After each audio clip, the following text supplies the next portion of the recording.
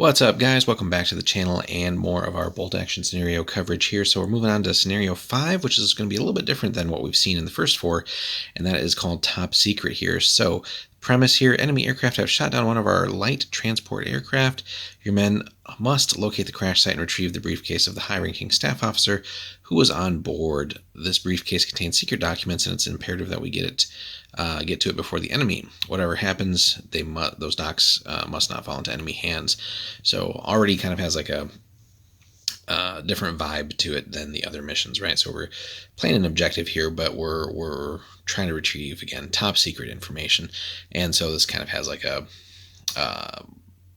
more special forces type of feel to it. So, and really can be a fun scenario if you break it down into just a very small game, almost even like if you want to play the firefight rules for bolt action as opposed to a full-on game. But anyway, setup here. So first, set up the objective marker in the exact center of the table. This could be a wrecked light aircraft or perhaps a fallen parachute or just something suitable. You can place the objective up to 12 to the left or right of the exact center of the table, but make sure it's equidistant from the opposing player's table edge. What can be fun here as a variant too is instead of having just one, have sort of 3 objectives on the center line, and only one of them will be the actual true objective. So, but anyway, both players roll a die. The high scorer will pick a side, and then no units are set up on the table. Everything is on reserve, or in reserve. Objective, both sides must seize the objective marker and carry it off to their own table edge. And then see below for rules on transporting and so on. So during turn 1, you can attempt to bring in your reserves as if it was turn 2 as described in the rules for reserves. And then play basically continues as normal. So game duration basically here. So this one basically at the end of turn 6, roll your die, and there is a chance for another turn on a 4-up basically. All right, so how do we win this one? So the side that carries the objective marker off the table before the end of the game wins. Otherwise, it's a draw. So that's all there is to it on that. But seizing and moving the marker is going to be a little bit more interesting here. So to seize it, an infantry unit must advance or run, and then it's move within one model, with one model touching the objective. Touching, again, not just like an inch from it. From the following turn, that model will carry the marker as it moves. If that model carrying the marker ends with its move within one of a model belonging to a friendly infantry unit, or indeed a friendly infantry unit ends its move so that one of its models is within one of the model carrying the marker can then be handed over basically. So you can kind of pass it on to units that are a little bit further in the rear, and hopefully they can then get off the board a little bit sooner. This handing over of the objective marker can be done only once per turn to stop an unrealistic chain effect. Yeah, you basically just kind of daisy chain it around with multiple smaller units. So that's good that that's in there to prevent that. If the model carrying the marker is killed, the marker can be transferred to any other any other model in the unit. If the entire unit is killed or removed, then the marker basically just is dropped on the ground for someone else to pick up.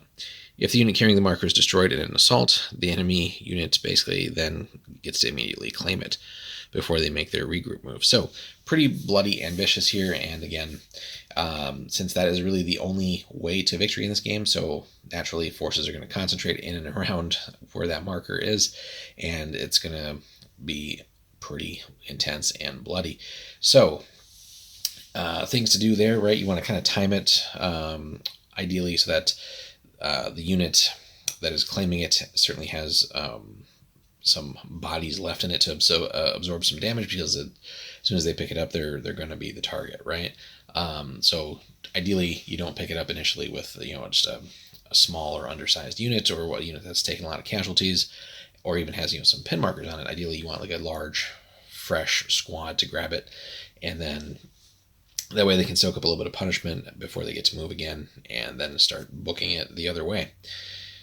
So that being said, being able to get to the objective first is going to be crucial. So if you have any kind of transport capacity in a list, this is a great mission for that. So, being able to jet up there with a truck or half track or something like that is going to be crucial. Otherwise, it's basically a foot race, right? But that can also make it fun. So, and again, the usual things come into play here. If we want to make this a little bit different. Trying this at night certainly would be kind of crazy, right? Again, bringing in weather factors, like snow, or if this is in the desert or something like that, or even jungle and like some of the fatigue rules and stuff like that that we see with some of the expansion books. So there's just all kinds of fun stuff that can really take this already different scenario and just make it again even more intense. So let us know your thoughts, though, guys, on Top Secret. Have you played it? What have been some of your memorable moments, and maybe some interesting tactics or strategies that you've developed to help win you the game here. So drop those in the comments, guys. As normal, like and subscribe if you haven't already. Check out the link in the description if you want to support us a little bit more, and we will see you in the next one as we get to the final of the initial 6 missions. Take care.